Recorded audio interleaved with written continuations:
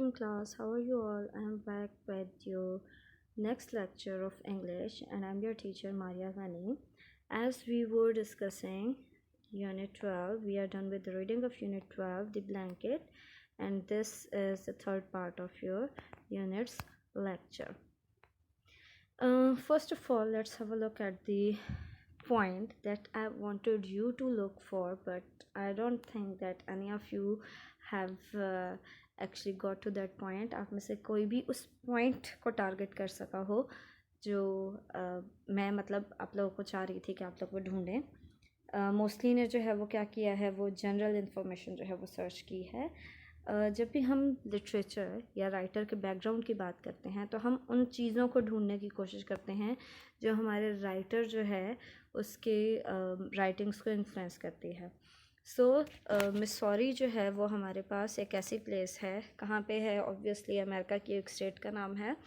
हम इतनी डिटेल्स में नहीं जाएंगे, हम देखते हैं कि उसमें इंपॉर्टेंट क्या है. It is a place where Native Americans flourish. ये वो जगह है जहाँ पे जो पहले एक्चुअल अमेरिकन्स थे, हम अमेरिकन हिस्ट्री का जो है वो लेक्चर ले चुके हैं पहले क्लास में.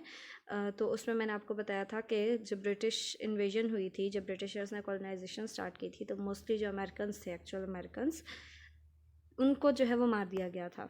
तो उसके बाद क्या है कि जो मिसौरी है हमारे पास, वो बेसिकली इन्वेजन से पहले अमेरिका का वो एरिया था जो सबसे ज़्यादा तरक्की करता था. क्यों था? Because it was close to nature and the main source of income was agriculture. और आज भी क्या है, क्योंकि वहाँ का इन्वायरमेंट ऐसा है, वहाँ का लैंड ऐसा है कि वहाँ पे आज भी ज़्यादातर लोगों का जो ऑक्यूपेशन है वो एग्रीकल्चर से रिलेटेड है. Let's move to the important points. सबसे पहले हम देखते हैं कि हमारे जो है वो स्टोरी की सेटिंग क्या है. सेटिंग में हमें जो चीज़ें बताई गई हैं, हमें टाइम ऑफ डे बताया गया है. टाइम ऑफ डे क्या है? नाइट टाइम है. Night time leads us to the arrival of a new dawn. रात का टाइम है, चांद निकला हुआ है. इससे हमें क्या पता चलता है? इससे हमें ये पता चलता है कि जब ये रात ख़त्म हो जाएगी, जब ये सारे इश्यूज़, ये सारी प्रॉब्लम्स जो फेस की जा रही हैं ये ख़त्म हो जाएंगी, तो एक नया सूरज निकलेगा, एक अच्छा सूरज निकलेगा जिसमें सब कुछ रोशन हो जाएगा. मंथ मेंशन किया हुआ है सितंबर का मंथ. तो अगर हम सितंबर के मंथ को देखें तो it is the time to reap whatever you have sown. ये फसलों के काटने का टाइम होता है. तो यहाँ पे ये रिप्रेजेंट कर रहा है सितंबर का मंथ कि आपने अपनी लाइफ में जो कुछ भी पहले किया है, जो कुछ भी अपने बच्चों को सिखाया है, जैसी भी तरबियत उसको दी है, उनको दी है, अब आपको उसका रिज़ल्ट देखने का टाइम आ गया है. नेक्स्ट पॉइंट है हमारे पास वैली. वैली जो है वो बेसिकली रिप्रेजेंट करती है क्लोजनेस टू नेचर को. और एक्चुअली जो नेचर है वो हमारे यहाँ पे कल्चरल रूट्स को, हमारी वैल्यूज़ को, जो हमारी अपनी सकाफ़त है उसको रिप्रेजेंट करी है.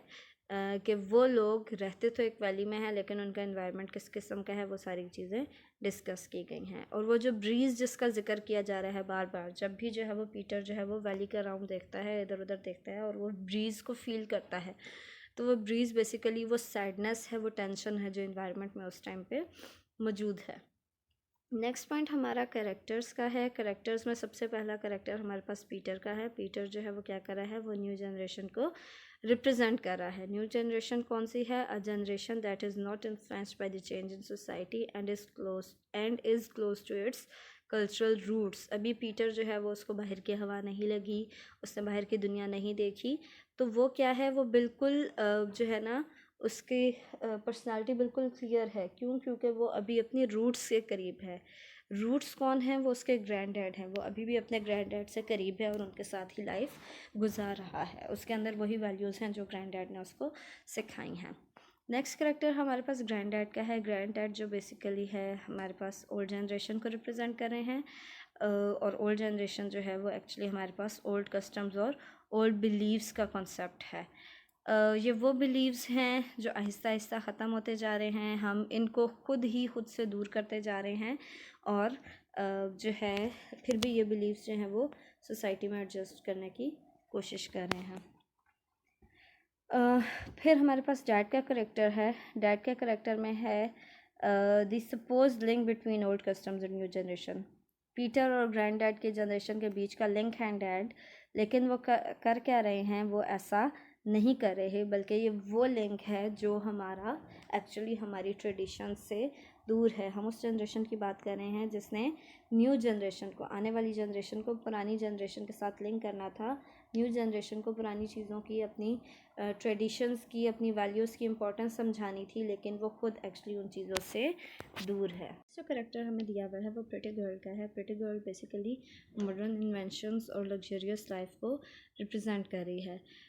ये वो लग्जरीज़ हैं लाइफ की, या वो लग्जरियस लाइफ है जो हर किसी को अपनी तरफ अट्रैक्ट करती है, हर किसी का दिल चाहता है कि वो उनको मिल जाए। We can also say that she can also be a representative of American dream. वो अमेरिकन ड्रीम को भी रिप्रेजेंट कर रही है। अमेरिकन ड्रीम क्या है? जैसे हमने कहा कि हमारा जो ऑथर है, हमारा जो राइटर है, वो कहाँ से बिलोंग करता है? अमेरिका से बिलोंग करता है, और हमारी सेटिंग भी अमेरिका की है। तो हम कह सकते हैं कि वो अमेरिकन ड्रीम जो है, जो खूबसूरत लड़की है, जो सबको नज़र आती है खूबसूरत और सब उसको हासिल करना चाहते हैं, यहाँ पे डैड भी उससे शादी करना चाहते हैं, तो वो एक्चुअली अमेरिकन ड्रीम है। तो अमेरिकन ड्रीम क्या है? It is a dream to get good education, well paid job and a luxurious life. एक ड्रीम है जिसमें क्या क्या उसके एलिमेंट्स हैं कि सबसे पहले आपके पास एक अच्छी एजुकेशन होनी चाहिए। अच्छी एजुकेशन होगी तो आपको एक वेल पेड, अच्छी सैलरी वाली जॉब मिल जाएगी, और अच्छी सैलरी वाली जॉब होगी तो आप एक अच्छी आसाइशों भरी ज़िंदगी गुजार सकते हैं। फिर उसके बाद हमें ऑब्जेक्ट्स जो बताए गए हैं, हमारे पास 2 ऑब्जेक्ट्स हैं। एक तो हमारे पास ब्लैंकेट है, जो कि हमारे पास गोइंग अवे गिफ्ट है, गुड बाय गिफ्ट है। वो रिप्रेजेंट करता है अफेक्शन को और पास्ट मेमोरीज़ को। ये वो चीज़ें हैं जो डैड जो है वो ग्रैंड डैड को गिफ्ट कर रहे हैं। वो सारा वक्त जो उन्होंने एक साथ गुजारा है उसको रिप्रेजेंट कर रहा है। और जो ब्लैंकेट का कलर है red and black, it can be a symbol of losing affection and love, losing ethical and moral values. वो जो रेड कलर है, जो अफेक्शन का कलर था, वो अब ब्लैक होता जा रहा है। उसका इमेज जो है वो डार्क होता जा रहा है। वो अफेक्शन, वो लव ख़त्म होता जा रहा है। सेकंड जो हमारे पास ऑब्जेक्ट है वो है हारमोनिका।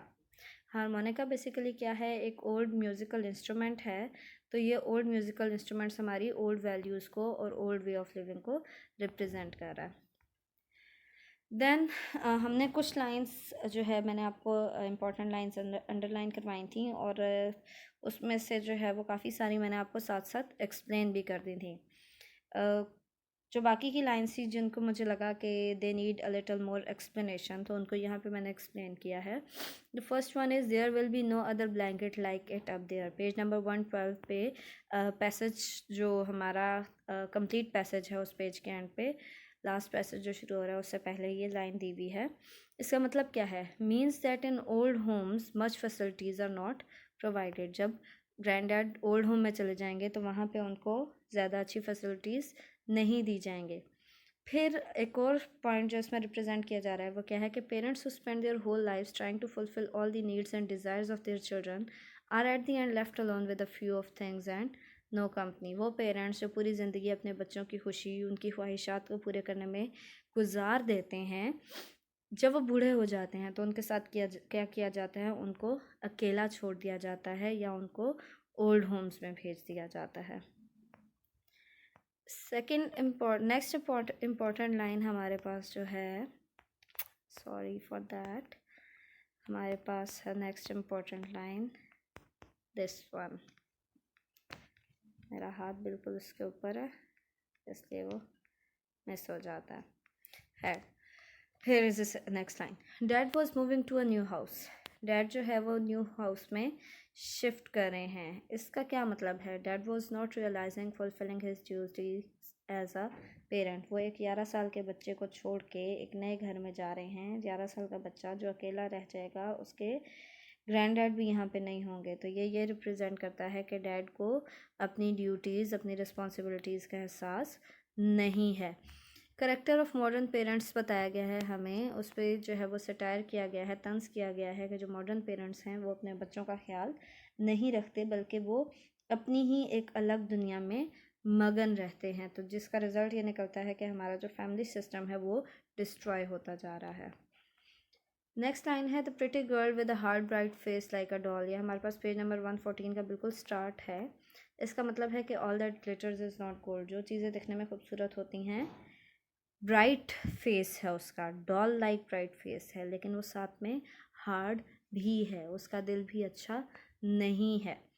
क्या रिप्रेजेंट करता है ये, मतलब राइटर क्या रिप्रेजेंट करना चाह रहा है इस लाइन के थ्रू, क्या मैसेज कन्वे कर रहा है? वो कह रहा है कि material things and money can not buy you happiness. आप जितनी मर्जी खूबसूरत चीज़ अपने पास रख लें, आपको असल खुशी चीज़ों से नहीं मिलती, सिर्फ खूबसूरती से असल खुशी नहीं मिलती।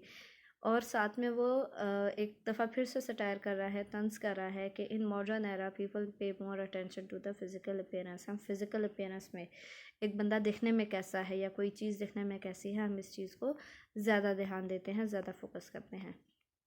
नेक्स्ट लाइन क्या है? Sounding himself like a little boy. जब जो है वो प्रिटी गर्ल, इसी में नेक्स्ट पैसेज में प्रिटी गर्ल जो है वो ग्रैंड डैड को बताती है कि वो उनको गुड बाय कहने आई है, तो वो उसकी बात को इग्नोर करके नीचे से ब्लैंकेट उठा के तो ये सेंटेंस कहते हैं, और उसमें एक्सप्लेनेशन दी हुई है, sounding himself like a little boy. Grand dad जो है वो साउंड कर रहे हैं एक छोटे लड़के की तरह, उन उसकी तरह बोल रहे हैं। तो ये क्या रिप्रेजेंट करता है कि people in their old age need more attention just like kids. वो क्या कर रहे हैं? वो अपनी बात की तरफ उसकी अटेंशन बिल्ड करने के लिए बच्चों की तरह बोल रहे हैं। And if not given they behave and try to seek attention. और अगर उनको अटेंशन ना दी जाए, जैसे ग्रैंड डैड को अटेंशन नहीं दी जा रही, तो वो बच्चों की तरह अपनी बात मनवाने की कोशिश करते हैं, अपनी तरफ ध्यान देने की कोशिश करते हैं। लास्ट इम्पॉर्टेंट लाइन जो पेज नंबर 115 के स्टार्ट में है, हमारी थीम लाइन भी है, I will give it to you dad when you are old and I am sending you away. Theme line है, इसका मतलब क्या है कि whatever is seen by the children they learn it. बच्चे जो चीज़ें भी देखते हैं वो उसको सीखते हैं। It is always the society specially the elders who build the personality of the younger once, the next generation. हमारे यहाँ सोसाइटी में जो भी लोग हैं, स्पेशली जो हमारे बड़े मौजूद होते हैं, वही हमारे बच्चों की एक्चुअली पर्सनालिटी, जिस तरह के बच्चे वो बड़े होकर बनेंगे, ये सारा कुछ बचपन में ही उनके माइंड में उनके बड़े डाल रहे होते हैं। The last point for today's lecture is the theme of the chapter. Chapter का थीम क्या है? बेसिकली थीम तो हमने देख लिया कि बच्चे जो भी देखते हैं वो सीखते हैं। थीम जो है वो हमारे पास सटायर की फॉर्म में है, जैसे मैंने पहले भी मेंशन किया। तो सटायर क्या है? A form of criticism in which the negative aspects of society are indirectly targeted. जो नेगेटिव एस्पेक्ट्स हैं हमारी सोसाइटी के, वो डायरेक्टली टारगेट नहीं किए जाते। डायरेक्टली ये नहीं कहते राइटर्स के हमारी सोसाइटी में ये बात गलत है, बल्कि वो सटायर करते हैं, वो इनडायरेक्टली जो है वो इस बात को कम्युनिकेट कर रहे होते हैं।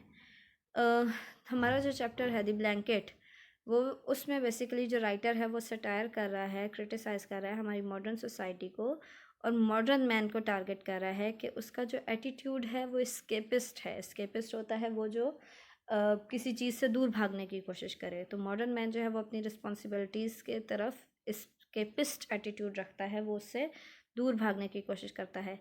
It is said that it is a result of being far from the cultural roots. ये भी कहा जाता है कि ये किस चीज़ का रिज़ल्ट है? ये इस चीज़ का रिज़ल्ट है कि हम अपनी कल्चरल वैल्यूज़, हम अपनी पुरानी ट्रेडिशन से दूर होते जा रहे हैं और एक लग्जरियस लाइफ को अपनाना चाहते हैं। This is all for today. Till our next lecture, अल्लाह हाफिज़, stay home, stay safe, thank you.